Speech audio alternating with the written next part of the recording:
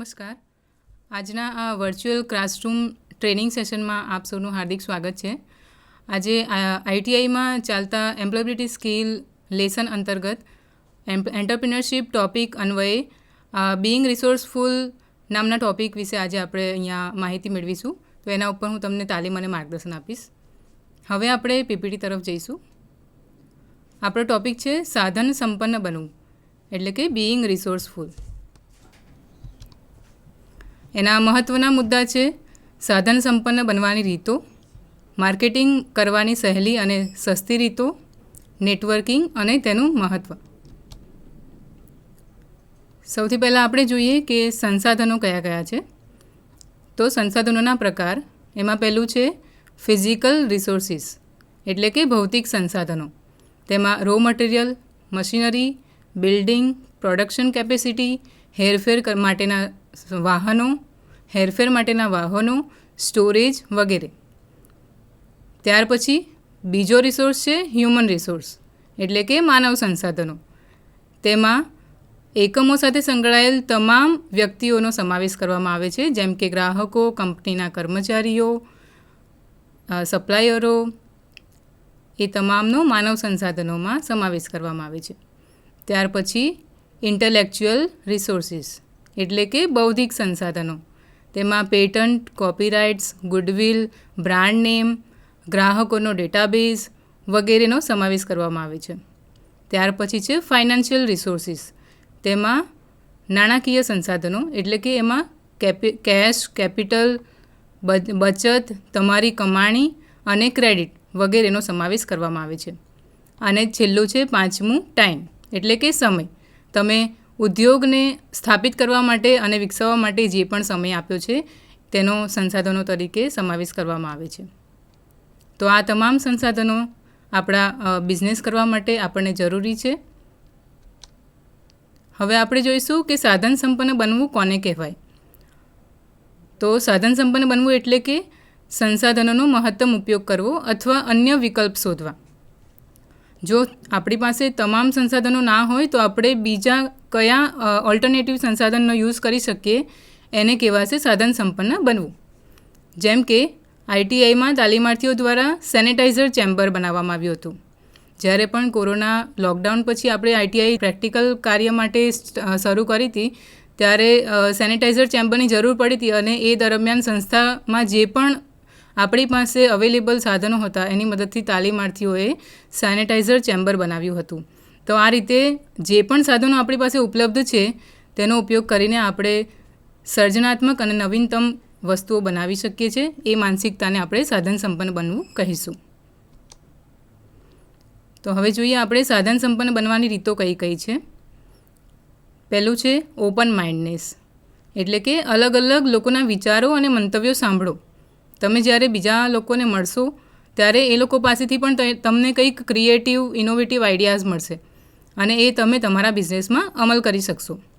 બીજું છે belief in one self, એટલે કે તમને પોતાની જાત પર વિશ્વાસ હોવો જોઈએ કે તમે મુશ્કેલીઓનો સામનો કરવા માટે સક્ષમ છો. જો એ વિશ્વાસ હશે તો તમે કોઈપણ મુશ્કેલીને નજીકથી જોઈ શકશો અને એને પારખી શકશો અને એને સોલ્વ કરવા માટેનો પ્રયત્ન કરી શકશો. ત્યાર પછી છે ઇમેજિનેશન, એટલે કે આઉટ ઓફ બોક્સ વિચારો. તમને શ્રેષ્ઠ વિચાર જરૂર મળશે.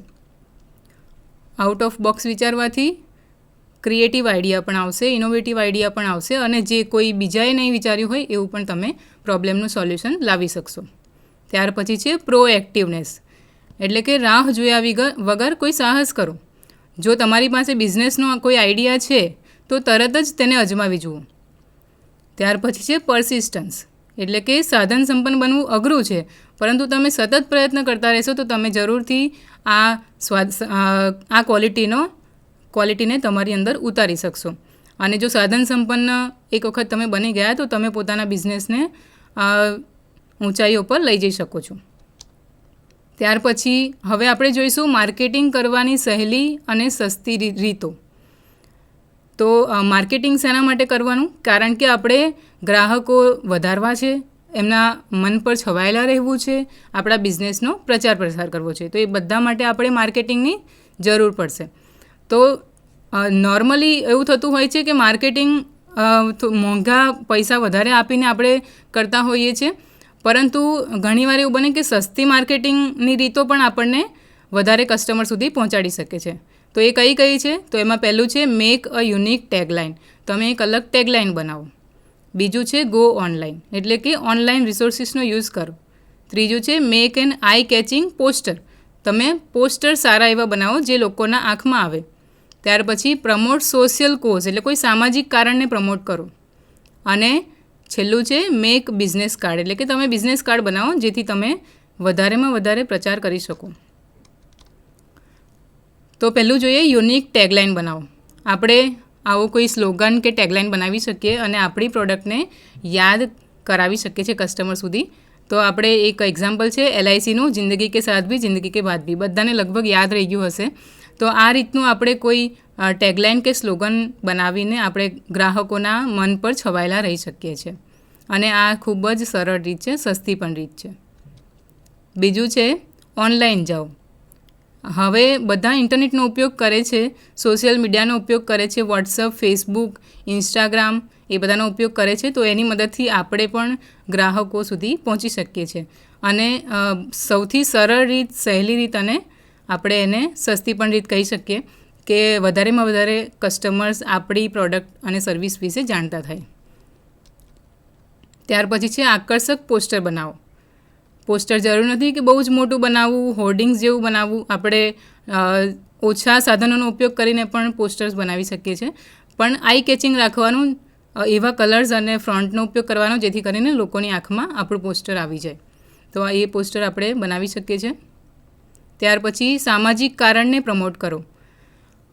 જો તમે ગ્રાહકોને બતાવશો કે તમે પર્યાવરણને અનુકૂળ કોઈ નેચરલ પ્રોડક્ટ બનાવી રહ્યા છો કે પછી સર્વિસ જે આપી રહ્યા છો એમાં નેચરલ કોઈ પર્યાવરણને નુકસાન ના થાય એ રીતે તમે કરી રહ્યા છો, તો વધારેમાં વધારે ગ્રાહકો તમારા સુધી પહોંચી શકશે.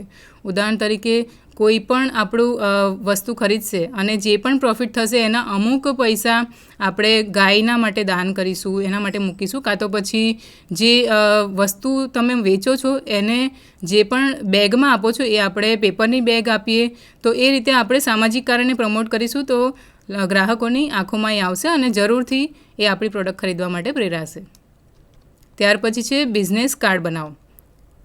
બિઝનેસ કાર્ડમાં આપણું જે પર્સનલ ડિટેલ છે, આપણું એકમનું નામ, એડ્રેસ અને આપણી કોન્ટેક્ટ ડિટેલ એ હોય છે. તો ક્યાંય પણ આપણે ગયા હોઈએ અને કોઈ આપણી પાસેથી આપણો કોન્ટેક્ટ ડિટેલ માંગે તો આપણે તરત એને બિઝનેસ કાર્ડ કાઢીને આપી શકીએ છીએ. અને બિઝનેસ કાર્ડ એટલા મોંઘા પણ નથી બનતા, તો આપણે એ છપાવીને આપણી પાસે રાખી શકીએ છીએ ને એનાથી આપણે માર્કેટિંગ કરી શકીએ છીએ. તો આટલી હતી માર્કેટિંગની રીતો. હવે આપણે જોઈશું નેટવર્કિંગ. નેટવર્કિંગ શું છે? તો બીજા બિઝનેસ અને ગ્રાહકો સાથે જોડાવાનો એક માર્ગ છે. હવે જોડાવાનું કેમ એ આપણે જોઈએ. તો એના પહેલાં આપણે જોઈએ કે ટિપ્સ કઈ છે જે આપણને નેટવર્કિંગમાં મદદ કરશે. કેમ કે બીજા બિઝનેસમેનને મળવું, બીજા નવા ગ્રાહકોને મળવું એ થોડું મુશ્કેલ છે, પણ આપણે જો નેટવર્કિંગ કરીશું તો એના આપણને ફાયદા પણ થશે. તો ટિપ્સમાં પહેલું છે ફોકસ ઓન લર્નિંગ, એટલે કે શીખવા પર ધ્યાન કેન્દ્રિત કરો. જ્યારે તમે કોઈ નવા વ્યક્તિને મળશો, નવા બિઝનેસમેનને મળશો તો એની પાસેથી કંઈક ને કંઈક નવું શીખશો. એ તમે નવી જે શીખ છે એ તમે લો અને તમે જે જાણો છો એ સામેવાળી વ્યક્તિને તમે શેર કરો. ત્યાર પછી બીજું છે નો યોર યુનિક સ્ટ્રેન્થ. તમારામાં અલગ કંઈક ક્ષમતા છે એને જાણો. એ ક્ષમતાને તમે જાણશો તો તમે સામેવાળી વ્યક્તિને શું આપી શકો છો, એને શું જણાવી શકો છો એ તમને ખબર પડશે. અને જ્યારે તમે કોઈને મદદરૂપ થશો, કોઈને કોઈ ઇન્ફોર્મેશન શેર કરશો, તો જ્યારે એની પાસે કોઈ આઈડિયા આવશે, કોઈ બિઝનેસ આવશે તો એ આપણી સાથે જરૂરથી શેર કરશે. ત્યાર પછી ત્રીજું છે સુપર ટીમને આઈડેન્ટિફાઈ કરો. એટલે કે તમારી એક સુપર ટીમ બનાવો. સુપર ટીમ એટલે શું કે તમારી સાથે તમે જેવું કામ કરી રહ્યા છો એવું જ કામ કરતા બીજા લોકોને તમે ટીમમાં ભેગા કરો. એ લોકો સાથે તમે કોન્ટેક્ટ્સ વધારો તો એનાથી તમને બિઝનેસની ઓપોર્ચ્યુનિટી મળશે.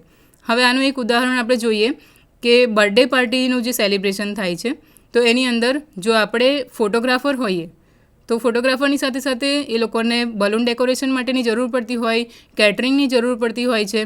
તો આપણે બલૂન ડેકોરેશન જે કરતા હોય એ એન્ટરપ્રિનરને મળીએ, એમની સાથે ટીમ બનાવીએ, કેટરિંગવાળા સાથે ટીમ બનાવીએ તો જ્યારે કોઈ પણ ઓર્ડર આવશે ત્યારે આપણે એ લોકો સાથે એ ઓર્ડરને મેળવી શકીશું. તો આ રીતે આપણે સુપર ટીમને બનાવી શકીએ છીએ. ત્યાર પછી વિવિધ પ્રકારના લોકો સાથે વાત કરો, એટલે કે બીજા નેટવર્કને પણ તમે જાણો. એ કેવી રીતે જાણી શકીએ? તો રેફરન્સ થ્રુ. કોઈ આપણને કહે કે આ રીતે અહીંયા આગળ કોઈ બિઝનેસ કરી રહ્યું છે, તો આપણે એને મળીએ, એની સાથે વાત કરીએ અને એના થ્રુ બીજા લોકોને પણ આપણે મળી શકીએ છીએ. ત્યાર પછી છે દરેકના કોન્ટેક્ટમાં રહો. Keep in touch with contacts, એટલે કે હવે જો આપણે કોન્ટેક્ટ્સ ભેગા કરી લીધા છે, આપણી પાસે બધાના નંબર્સ છે, તો આપણે એવું નહીં કે એની સાથે પછી એક વખત મળીને પછી છૂટા પડી ગયા. આપણે એને વારંવાર એના કોન્ટેક્ટમાં રહેવાનું છે, જેથી કરીને આપણે કોઈ પણ બિઝનેસ ઓપોર્ચ્યુનિટી હોય, આપણા બિઝનેસના રિલેટેડ કોઈ ઓપોર્ચ્યુનિટી હોય તો એ વ્યક્તિ આપણને જાણ કરી શકે. અન્ય લોકો સાથે કેવી રીતે કનેક્ટ થઈ શકાય એ જોઈએ. તો સોશિયલ મીડિયા દ્વારા વોટ્સઅપ, ફેસબુક, ઇન્સ્ટાગ્રામ એના દ્વારા આપણે જોડાઈ શકીએ છીએ. બિઝનેસ સમિટ થતી હોય છે, ત્યાં સૌથી સારી ઓપોર્ચ્યુનિટી રહેશે કે આપણે કોઈ અલગ બિઝનેસમેનને મળીશું અને એ લોકો સાથે આપણું નેટવર્ક બનાવીશું. ઇન્ડસ્ટ્રીયલ એક્સપો અલગ અલગ શહેરમાં થતા હોય છે, એના માધ્યમથી પણ આપણે અન્ય કસ્ટમર તેમજ બિઝનેસમેનને મળી શકીએ છીએ. લિંક્ડઇન પ્રોફાઇલ પર બિઝનેસમેનની પ્રોફાઇલ પણ હોય છે અને નોકરી શોધતા હોય એ લોકોની પણ પ્રોફાઇલ હોય છે. તો આપણે લિંક્ડઇન પ્રોફાઇલ પર બીજા અલગ અલગ બિઝનેસમેનને ફોલો કરી શકીએ છીએ, એમની સાથે નેટવર્ક વધારી શકીએ છીએ. ત્યાર પછી રેફરન્સ દ્વારા આપણે એકબીજાને રેફરન્સ આપીને પણ આપણા થ્રુ બીજાને કનેક્ટ કરી શકીએ છીએ. હવે જોઈએ નેટવર્કિંગનું મહત્ત્વ એક ઉદાહરણ સાથે. તો અમિત એક ઇલેક્ટ્રિશિયન છે જે પોતાનો નાનો બિઝનેસ ચલાવે છે. તે પોતાનો બિઝનેસ વધારવા માંગે છે, પરંતુ કેવી રીતે વધારવું એ જાણતો નથી. એક શોપિંગ કોમ્પ્લેક્સના બિલ્ડિંગ પર પ્રોજેક્ટ શરૂ કરતી વખતે બિલ્ડરે તેને કહ્યું કે પ્રોજેક્ટ સમયસર પૂર્ણ કરવા માટે વધુ લોકોને શોધી રહ્યો છે. જો અમિત યોગ્ય લોકોને બોલાવશે તો લોકોને શોધવાનો સમય બચી જતાં તે અમિતને બોનસ આપશે. અમિત પ્રોજેક્ટ માટે કોને શોધી બોનસ મેળવી શકે છે? જો અમિત પ્લમ્બર, સુથાર સાથે સુપર ટીમ બનાવે તો તેઓ બધા ભેગા મળી બિલ્ડિંગ કોન્ટ્રાક્ટ શોધી શકે છે અને સાથે એકબીજાને બિઝનેસ કરવામાં અને આગળ વધારવામાં મદદ કરી શકે છે. તો આ રીતે આપણે પણ આપણે બિઝનેસને જો આગળ વધારવું હોય તો નેટવર્કિંગ ખૂબ જ મહત્ત્વનું છે. તો આપણે એકબીજા સાથે સુપર ટીમ બનાવીને કનેક્ટ રહીશું. હવે આપણે થોડા MCQ જોઈએ. પહેલો MCQ છે, અ સુપર ટીમ ઇઝ ખાલી જગ્યા. સુપર ટીમ શું છે? પહેલો ઓપ્શન છે અ ગ્રુપ ઓફ સુપર હીરોનું ગ્રુપ છે. Your employees in your business, આપણા એમ્પ્લોયી એટલે કે કર્મચારીનું ગ્રુપ છે. Group of entrepreneurs who have similar business, એટલે કે સરખા જ બિઝનેસ હોય એવા એન્ટરપ્રિન્યોરનું ગ્રુપ છે. કે all the local entrepreneurs with the same business interest or customers, એટલે કે જેને આપણા જેવા જ બિઝનેસમાં ઇન્ટરેસ્ટ છે એવા લોકલ એન્ટરપ્રિન્યોર્સ. તો ઓપ્શન ડી સાચો આન્સર છે. Super team is all the local entrepreneurs with the same business interest or customers. બીજો પ્રશ્ન છે, one important rule to network effectively is ખાલી જગ્યા. આપણે નેટવર્કને ઇફેક્ટિવલી કેવી રીતે બનાવી શકીએ છીએ? પહેલો ઓપ્શન છે talk to the same people, સરખા લોકો સાથે વાત કરો.